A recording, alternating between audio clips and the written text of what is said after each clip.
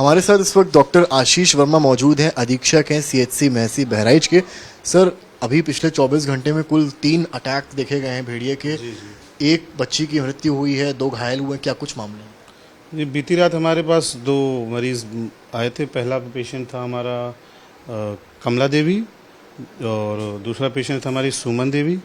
और कमला देवी को भी हमने रेफ़र कर दिया है क्योंकि जो बाइट्स थे या टीथ मार्क जो इंजरी थी वो डीप टू मसल थी, तो उसके अकॉर्डिंग सीवियरिटी देखते हुए हमने मेडिकल कॉलेज बहराइच रेफ़र कर दिया। पेशेंट अभी भी हमने उसको देखा तो पेशेंट स्टेबल है।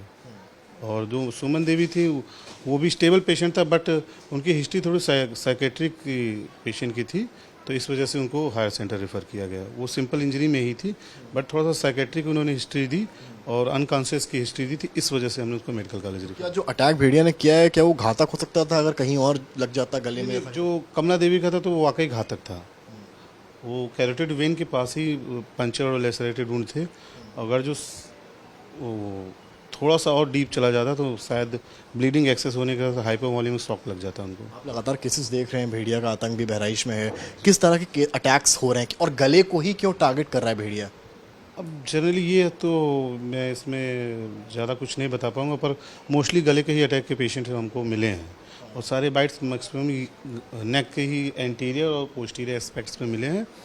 और ये तो वन विभाग बता सकता है उनका पैटर्न का अटैक क्या है। इंजरी का अटैक आप बता सकते हैं कि नेक का? हाँ, नेक पे आपके पास जो केसेस आ रहे हैं मेजरली नेक? लेसरेटेड वुंड हो रहे हैं, पंक्चर्ड। हाँ, तो somehow I can say that teeth bite mark paired and canine. जो हमारे पास भी कैनाइन टीथ होता है, ऐसे डॉग्स या ये भेड़िया के पास भी कैनाइन टीथ हो, उसकी बाइट मार्किंग लगती है। ये संभवतः लगता है मुझे। आपको लगता है कि पहले वो दांत से अटैक करता है गले में, या जो उसके नाखून है उससे? नहीं, by mouth teeth, it is sure.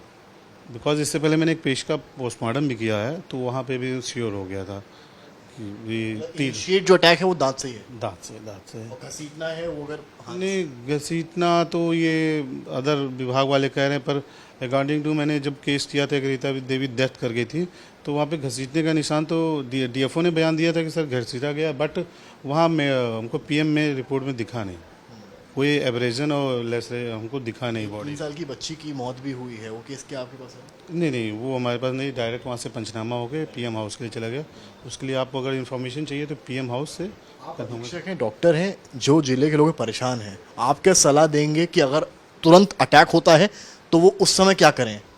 ये देखिए, तुरंत पहले तो जन जागरूकता बढ़ाया जा रही है। सारे विभाग हमारे लगे हुए हैं, हमारी भी आशा एनएम लगी हुई हैं। हम लोग एक स्पेशल एफर्ट करके टीम बना के काम कर रहे हैं। और अगर किसी को इमीडिएट हमला हो जाता है तो पहले तो आप सभी लोगों को, अब इतने लिटरेसी लोग रेट तो आ ही गया है कि तो जहाँ पे ब्लीडिंग हो रही है उसको इमीडिएट स्टॉप कर दिया जाए। जैसे सो कॉल गमछा हो, टॉवेल हो, रुमाल हो, उसे थोड़ा सा कंप्रेस कर दिया जाए। अगर ब्लीडिंग स्टॉप हो जाती है तो भी नज़दीकी अस्पताल लेते हैं, और अगर नहीं स्टॉप होती तो भी आपको ले आनी है। फिर नज़दीकी जो अस्पताल है वहाँ लेके आइए, प्राइमरी ट्रीटमेंट करके जैसी कंडीशन होगी उसको पेशेंट को आगे रेफ़र करना है या कहीं घर पे डिस्चार्ज करना है, फिर हम लोग डिसीजन लेते हैं। कि तो पहले ब्लीडिंग रोकिए, कपड़े से रोकिए उसको, उसके बाद नियर बाय हॉस्पिटल में वहाँ पर आइए। ये थे हमारे साथ अधीक्षक महसी सीएचसी के। कैमरामैन नीरज कुमार के साथ समर्थ श्रीवास्तव, बहराइच आज तक।